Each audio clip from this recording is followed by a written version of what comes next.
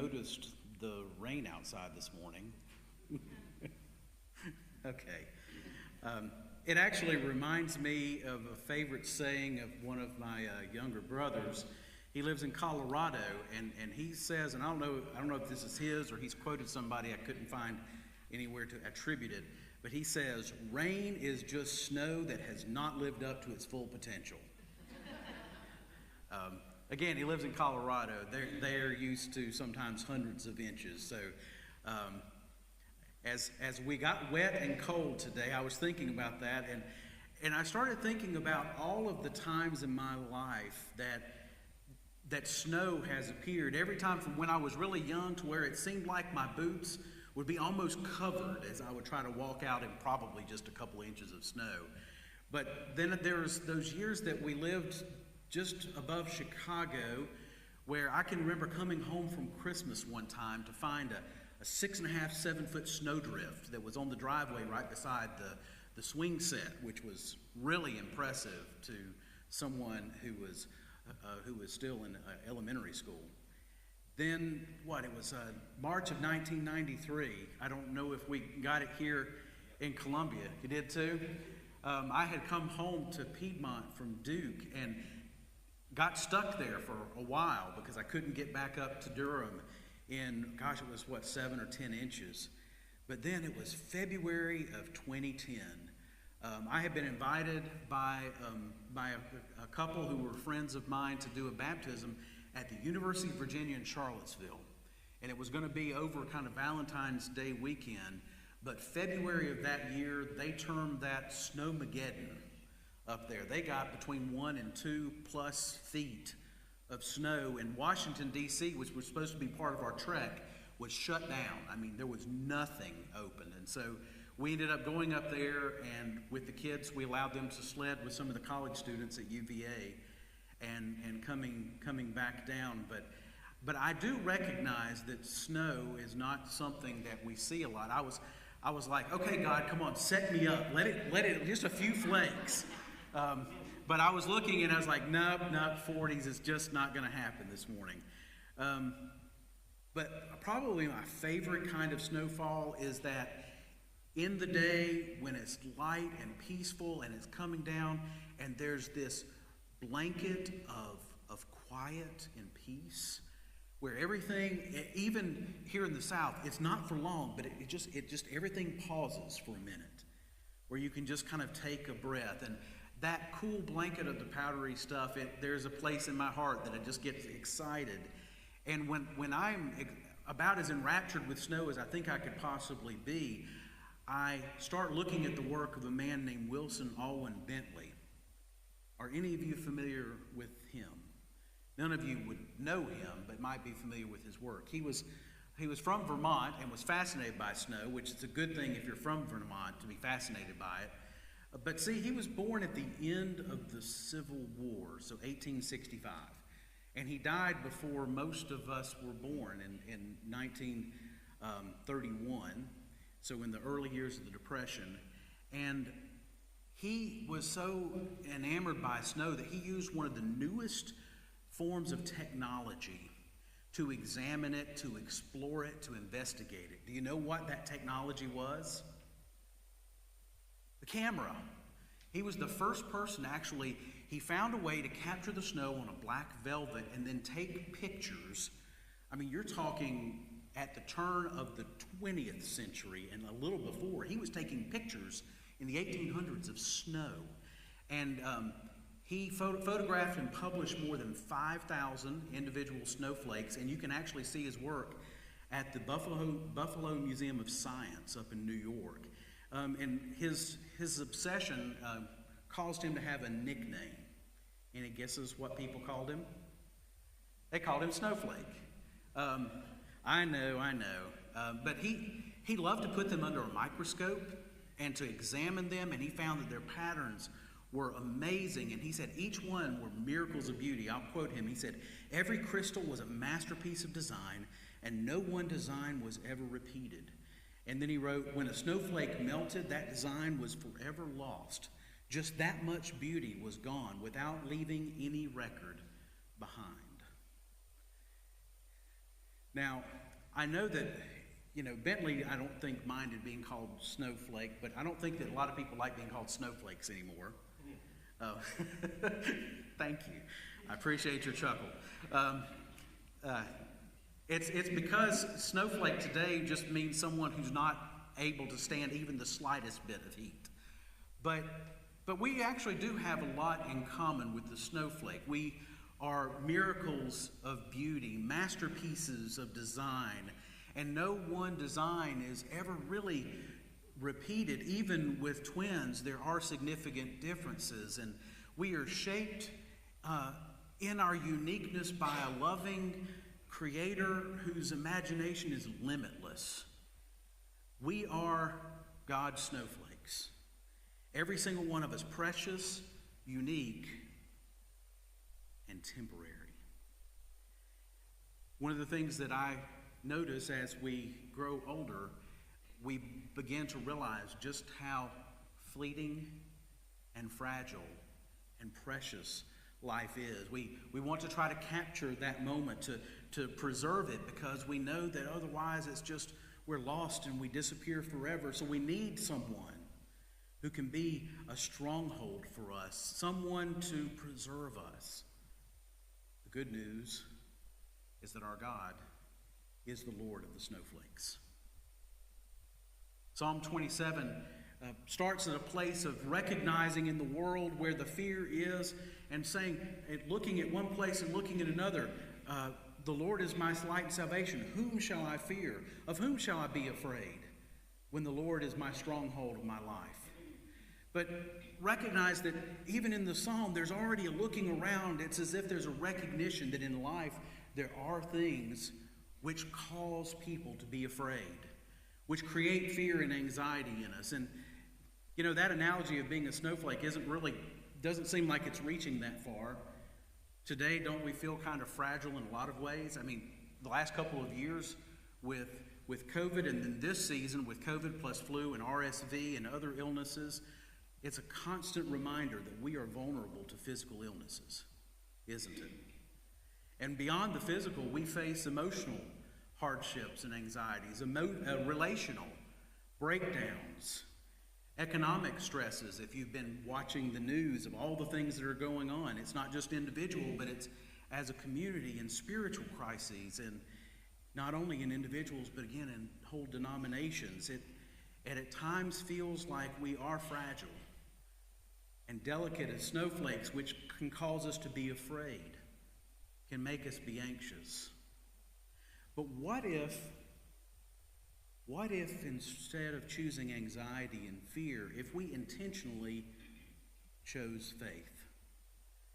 What if we chose to trust in the one who has always been here, who will always be here, as a stronghold, as a place of shelter, and a sanctuary in our lives? Psalm 27 says that God will hide us in his shelter on the day of trouble. Notice it's not if trouble comes, but when trouble comes. God will hide us in his shelter, conceal us under the cover of his tent. In the days, or the early days of David, if he is the one that wrote this, it would have been before the temple. So the tabernacle would have been very familiar, worshiping God in this tent, this sanctuary, drawing near to God's presence. He will set me high upon a rock. God offering protection and deliverance when we trust in him, keeping us safe from anything that will destroy us. To remind us of this, what the psalm says we need to do in verse 8 is to seek God's face. You know what it is to seek God's face? When do we set aside time to go and to look for God, to be open to God's face appearing and speaking and celebrating who God is? Well, it's what we do in worship, is it not? As we gather together in God's name, it's seeking God's face is primary to who we are. In fact, it's one of the reasons that on the front of your bulletin, you'll notice it's part of our mission. The first part is we come and worship. It's who we are created to be. We come to be in the presence of God because we need to be reminded not only of God's love and grace, which we do need to be reminded of that, but we also need to be reminded of God's strong protection and presence.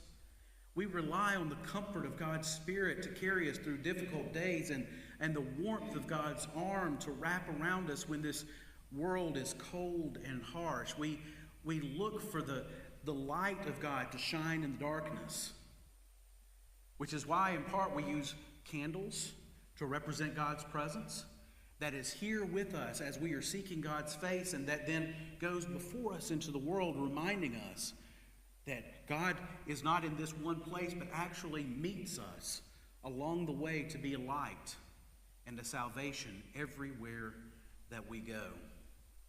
It's why one of the benedictions that we use in the church, we are asking that God's face shine upon us and be gracious to us, so that in the midst of the darkness, we can see the light and the hope that comes from God. Because challenges are not, it's not a matter of if challenges will come, but when will the next one come. And we know that in the midst of those, that God's deliverance means that we will not be destroyed by adversity. We will not melt and disappear forever like a snowflake lost in the sun. A snowflake lost in the sun. But there's a problem with faith, and I was trying to think of a great way to illustrate the problem of faith. And one example that I thought of, it's something that I had to do while I was at Furman. Well, I didn't have to. I took a class called World Military History, which was taught in part by the ROTC department. Now, as you can look at me, I'm not a military guy. I have a younger brother. The guy with the rain and snow not living up to his potential. Now, he was an Army guy. Got a nephew who is an Air Force guy. But me, it was interesting to study the history. And then there were these activities we got to do. I enjoyed the orienteering, where they gave you a coordinate and a compass and said, go find the flag that's planted out in the middle of nowhere in the forest, and that was fun. There was an obstacle course that we got to run. It was not anywhere near as stringent as what they make soldiers run in boot camp. But then the one that was the real one was we got to rappel off the top of the Physical Activity Center at Furman. Okay? It's like 40 feet plus up. And there's a ledge, and it's straight down. And you go up there, and it's just like with rock climbing. You get a harness strapped around you. It's around your thighs. It's around your hips. It's snug. You got a rope that you know is anchored to the top. They put little gadgets to be able to hold the rope, and you know that if you just put the rope behind you, that you'll stop. And if you can't, you've got somebody at the bottom that's got the other end of the rope. But the hardest part is not putting on the harness, and it's not the descent. The hardest part is the first two steps. Because what you're supposed to do is you stand with your back to the ground and your feet, as in the ground 40 feet down, and your feet looking at solid, and you're supposed to lean straight back. Not a little bit. If you just go a little bit and trust your toes, you're going to hit the wall and you're going to get hurt. What you have to do is you have to lean straight. And I can't do it now. I'll fall because I don't have that support. You have to trust in the people that tied the knots and the people that put on the harness, the person that's on the ground and on that rope, and you have to lean back with all of your weight. And that's the hardest part. The same is true with us and God. We can't just lean back part way and try to keep ourselves safe and close. We have to, at the edge, lean back with all of our weight and trust that God is our stronghold, that God is our salvation. Now, we know that God's promise of protection and deliverance doesn't shield us from suffering and pain. We may get hurt. We will get hurt. But it does mean that the Holy Spirit is with us to guide us through life's most difficult times so that we can emerge with unexpected healing and strength. And we can say, now my head is lifted up above me, above my enemies all around me, and I will sing and make melody to the Lord. Notice in the psalm, the enemies are all around. It's not that trouble isn't there. It's that God is lifting me up in the midst of trouble, and I can sing a song of praise to God because of who God is and what God is doing right now. Because every single one of us is going to feel like a snowflake from time to time, blown around by the wind and in danger of melting with a passing breath. But when storms hit us, as it did the first disciples, and when they were gathered out in a boat and the waves were spilling over the edge and Jesus was sound asleep there in the boat with them, and they cried out in fear, he spoke and he calmed the waters, and he looked at them and said, "Why are you afraid? Have you still no faith?" He was reminding them, I'm here with you in the storm, in the boat. When illness strikes us, as it struck the people of Galilee, we're going to feel weakened and discouraged. But when we reach out to Christ, when we reach out to Jesus, we can find unexpected wholeness. And Jesus can say to us, as he said to them, your faith has made you well. Death is going to threaten. Every day it draws nearer, just as it threatened the daughter of a man named Jairus. And Jesus can come to us and say, do not fear, only believe. We are going to face enormous challenges, things that we don't comprehend how on earth we can see through or around or over it. Like the disciples, when they were faced with 5,000 hungry people and they could not imagine what needed to be done, and Jesus tells them, you give them something to eat. You know, if we can choose faith over fear, all can eat and be filled. Not because we've got this, but because God does. We need to learn to lean back all the way and trust God instead of relying on ourselves. Now, I recognize that it is not likely, and I looked, and like I said, I was hoping for some flakes today. I know that it's not likely we're going to get snow in Columbia, okay? But I did have, if you're here this morning, I had the ushers distribute some snowflakes to you, right? This is the closest I could get. I'm sorry. If you really want to imagine snow, you can throw it up in the air and it will float to the ground. But I want you to take these home. You can make them unique. You can cut them. You can draw on them. Make them your own. Put maybe Psalm 27 as a verse of reminder that God is your strength and your shield. Let it be a reminder that every single one of us, like every snowflake, is unique, is different, and God has created that way, and God knows better than anyone exactly how different and how unique each one of us are. But the beauty is that while every single one of us may be different, we can all choose the same response. When opportunities for anxiety arise, when opportunities for fear come face to face with us, we can choose faith. We can all choose to lean back, to trust in the one who has always been there and who always will be, to lean on Christ for our strength, knowing that God will take care of us. I pray that this day we will hear the summons of God who calls our name and who calls us to faith. Amen.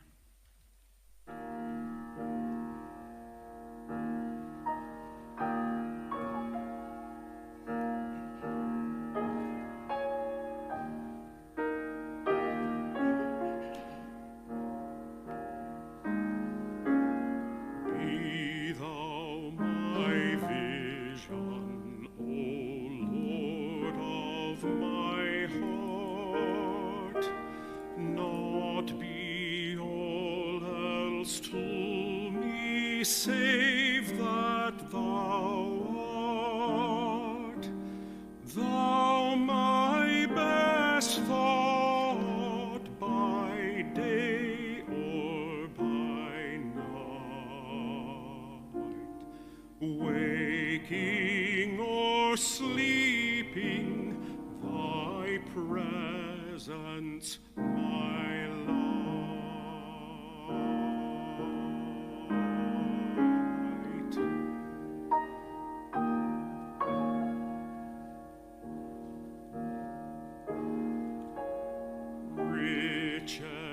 I need not, nor man's empty praise.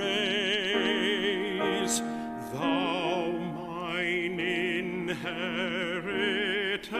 heavens now and always. Thou and thou only, first in my heart. High King of heaven, my treasure thou art.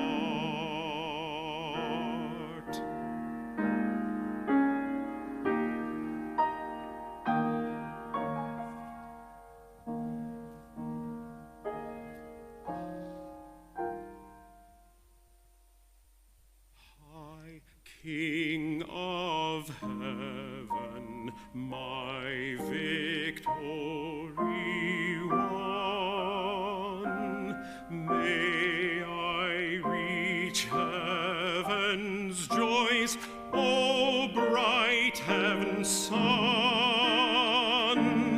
Heart of my own heart, whatever befall, still be my vision, O ruler of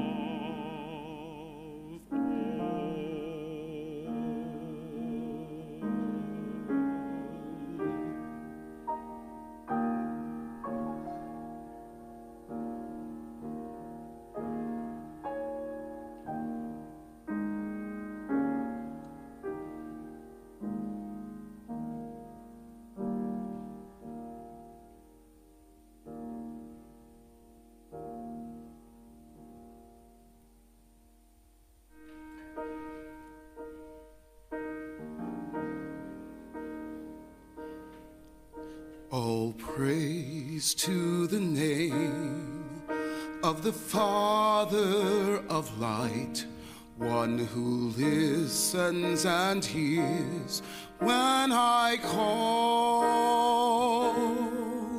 Every step he ordains, I shall walk without fear.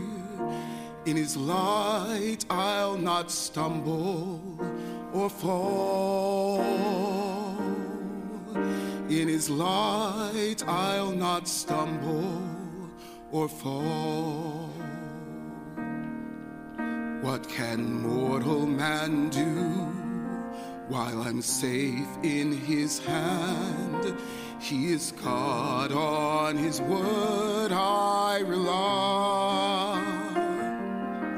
In the midst of my fear, I will trust in his name, for I know he will hear when I cry. He knows all of my feelings, the depths of despair, all the limits my soul can endure. I will trust in his name, I have nothing to lose, for in him all my hopes are secure. Praise to the name of the Father of light, one who listens and hears when I call. Every step he ordains, I shall walk without fear. In his light I'll not stumble or fall. In his light I'll not stumble or fall.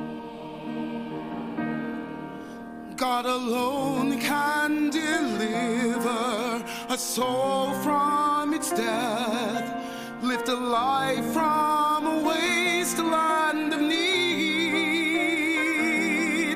God alone can replenish with the blessings untold, until into his light we are freed. We are freed. To the name of